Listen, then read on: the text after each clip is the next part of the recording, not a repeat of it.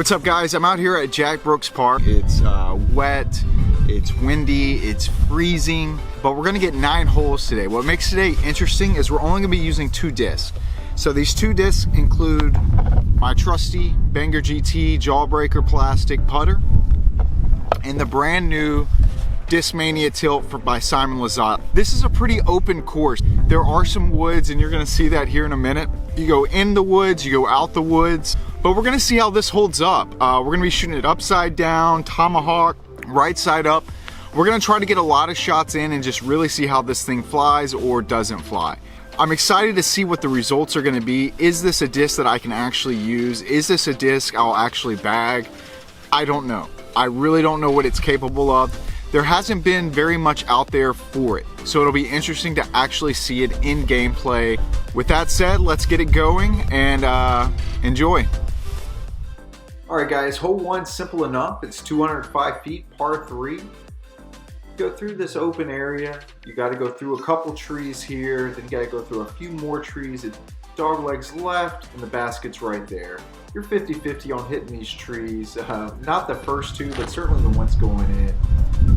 Now, right off the bat, that's my first throw with the tilt. This thing is overstable, which isn't a shocker there.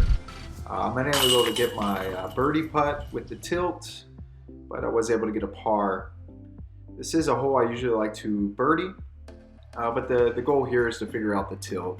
This one's 280 feet, par 3. You gotta go through this long tunnel. Now, my goal here is to figure out, can this tilt go that long of a distance without dropping off? And the answer is pretty simple enough. No, I cannot get the tilt out of this tunnel. So it hits the woods on the left side. You really don't want to be on the left side of that trail. It makes your next shot pretty much just impossible. You need a really overstable disc, which I happen to have, but it's just not overstable enough. So I leave myself pretty far away. I take a nice shot. It almost goes in, but you know, close but no cigar. It doesn't have a lot of rollaway, so it can roll, don't get me wrong, but it doesn't roll too bad. I'm +1 through 2. This is hole 3. This is the hole I probably struggle with more than any other hole on the course. It's 332 feet. Most of that's going through this long open gap. Then you get through these woods, and it's really hard to maneuver it there. Try a chicken wing throw, which it kind of goes down. It was my first try with that disc, but it gets this really big skip. So I kind of do a little replay here. Kind of see it make this giant skip, and it goes right in the middle of the gap here. Oh my God, this thing flies crazy. It's like you expect it to fly crazy, but then when you actually see it, it just does things you don't. It makes moves out there no other disc can make. It really is like, Simon says he made this disc to put a smile on people's faces. That's like exactly what it does. Like it amazes you every time it flies. I don't want to say it's unpredictable, but I guess until you get used to it, you don't know what to anticipate. The way it just nose down, straight down. As soon as it gets down past a certain speed, it just drops, which seems like it could be used for something, but this thing's crazy. All right, going with the chicken wing upside down forehand again. I'm able to get it in there, and it makes just the perfect skip right where I want to be. Kind of get another angle of it right here. You can hear it smack those trees, so that was a nice little dent on the tilt. Able to get an easy par with my putt here. So 1 over through 3 holes with the tilt. And that's a hole I usually struggle on. Hole number 4 is 192 feet, par 3. This is when you go through this narrow window, and it's almost impossible to make it out these trees. So I always go with the tomahawk to try to get it over here. And that's what I'm going to go with today using the tilt. So excuse my camera angles on this. They're not that great. Throw the tomahawk. I don't get it very high. You can't really see it, but it lands over to the left beyond the screen.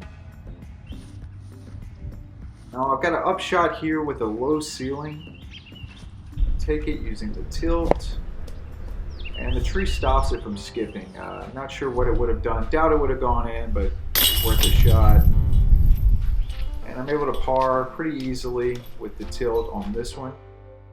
And I'm still +1 through 4 holes. Now hole number 5 is 237 feet, par 3. Besides hole 1, I probably birdied this one more than any other one on the course. You got some thick woods to the left, and then it kind of goes through this little gap, and about 15 yards in is the basket. Now I'm worried about this thing being too overstable and going into those woods, so I try to put a lot of anhyzer on it. But sure enough, it just goes right in the woods. Luckily, I was able to hit something and roll out. Another nice dent on my brand new tilt. Now this upshot, it goes through the trees and it sticks right in the mud. It really had a decent shot at going in. You know, you never know, like, it goes down so fast, you never know if it, like, it'll look like it's going in, but then it just turns and goes straight down. So I'm still +1 through 5. Hole 6 is 346 feet, par 3. You got to go around these woods, and then up on the top of this hill, you can start to see the basket, and just over the hill, there it is, the basket. It's 346 feet though, pretty long hole. I go with the chicken wing. I'm having a little bit of success with this one. Now this one, again, I hit the ground. It does a pretty big skip, but I just don't get the distance that I was looking for. On this one, I do a regular old backhand, kind of hyzer it in. It hits that hill and just kind of rolls down, so it didn't really stay put that time.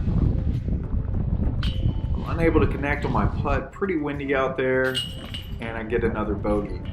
So I'm now +2 through 6, which isn't too far off from a normal score. All right, ran into a couple of guys on the course. They're going to give the tilt a try. Here's first throw.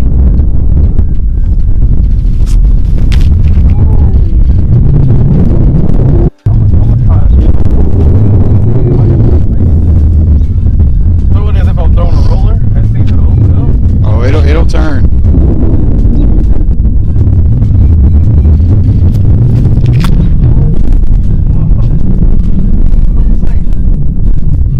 Like you're overhand, you know?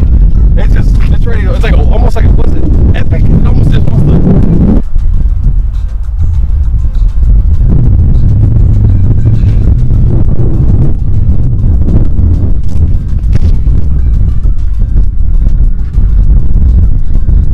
It'll do things that no other disc can do, but the odds of you needing it, very unlikely.